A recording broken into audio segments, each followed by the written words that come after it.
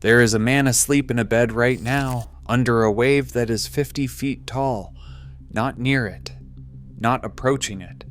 Under it, inside a steel room 11 decks above the waterline, while the ship beneath him rolls so far to one side that a coffee cup left on a desk would slide the full width of the room.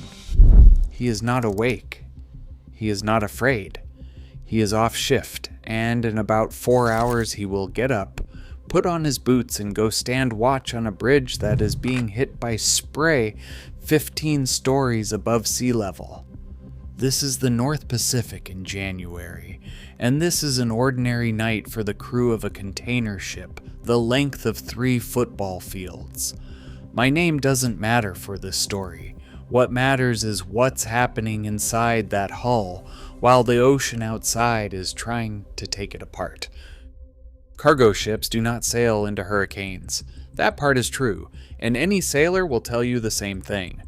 Modern routing software, satellite weather data, and decades of hard-earned maritime caution mean that when a named storm forms, ships divert around it, sometimes adding days and thousands of dollars in fuel to avoid the worst of it. But here is what almost nobody outside the shipping industry understands. Avoiding the worst of it does not mean avoiding the ocean's fury entirely. The North Atlantic in winter and the North Pacific in winter are not occasionally dangerous. They are reliably, predictably violent every single year on a schedule as fixed as the seasons themselves.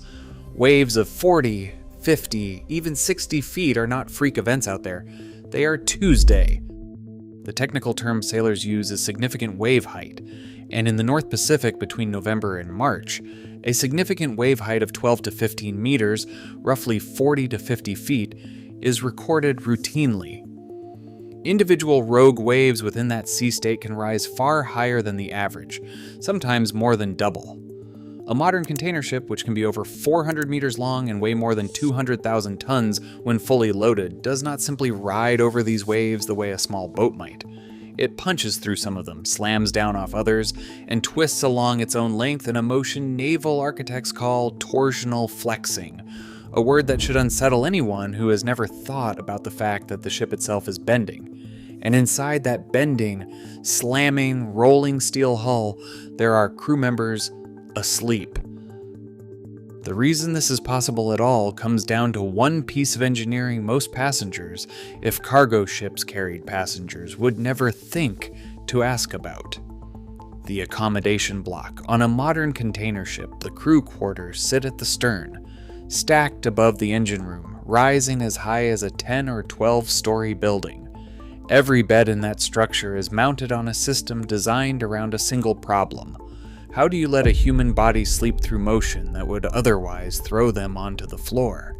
The simplest version of the answer is the bed itself.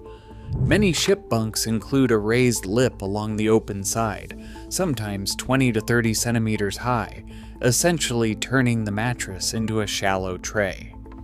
On a rough night, an experienced crew member will sleep with a pillow wedged against that lip, using their own body weight and the contained edge of the bunk to stay in place through a roll that might tip the entire room 15 or 20 degrees to one side and back. Veteran sailors describe learning to sleep diagonally, bracing one shoulder and one knee against the 2 solid walls of the bunk, turning their own body into part of the structure holding them in place.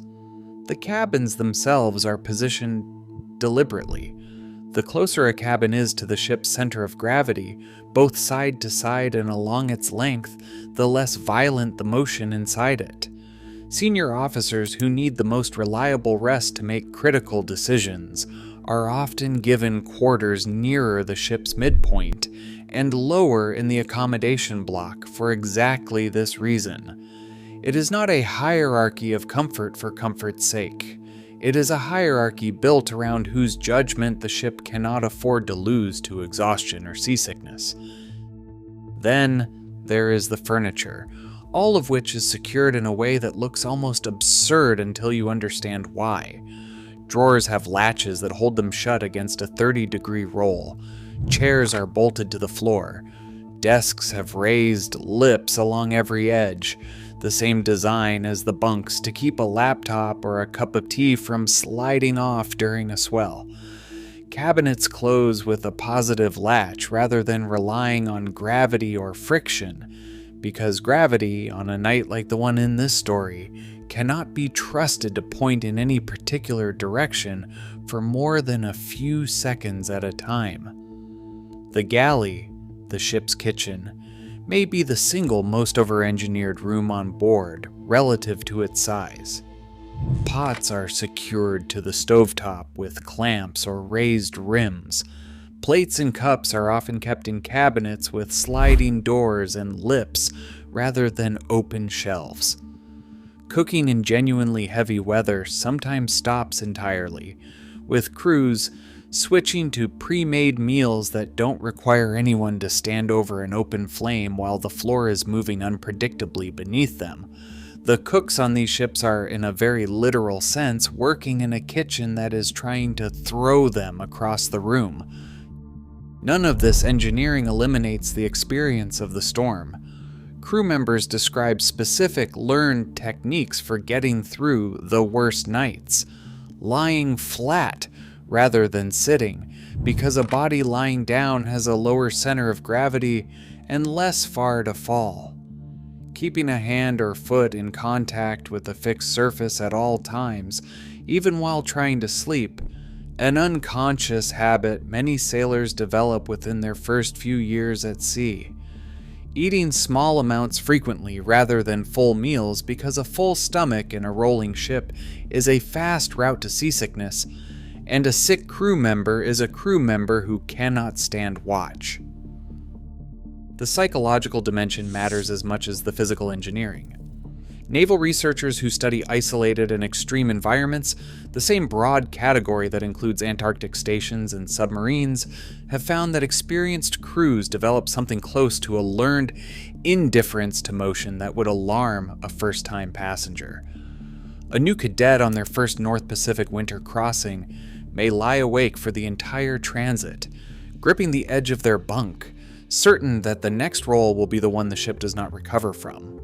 A 20-year veteran in the cabin next door, going through the exact same storm, will be asleep within minutes because their nervous system has, over thousands of hours at sea, learned to categorize the motion as routine rather than threatening. This is not bravado. It is measurable adaptation, the same kind of habituation that lets a city resident sleep through traffic noise that would keep a rural visitor awake all night. There is one more detail that makes this entire system remarkable, and it has nothing to do with the bunks or the latches. The ship's structure itself is designed to flex.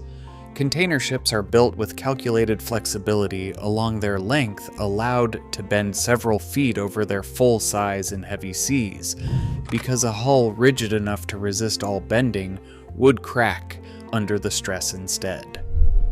The same engineering principle that lets a skyscraper sway safely in wind lets a 400-meter ship absorb the ocean's force by yielding to it slightly rather than fighting it directly.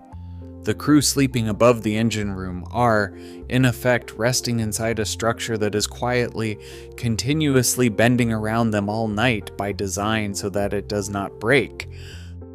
By morning, the storm that kept the ship rolling through the dark has usually eased, or the vessel has moved far enough along its route that the worst of the weather system is behind it.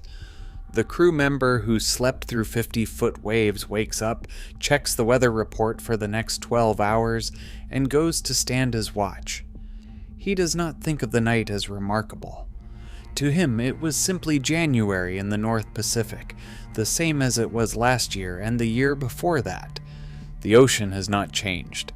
What changed over more than a century of trial and error, lost cargo, and hard lessons learned the expensive way is everything inside that steel hull built specifically so a human being could close his eyes and trust it.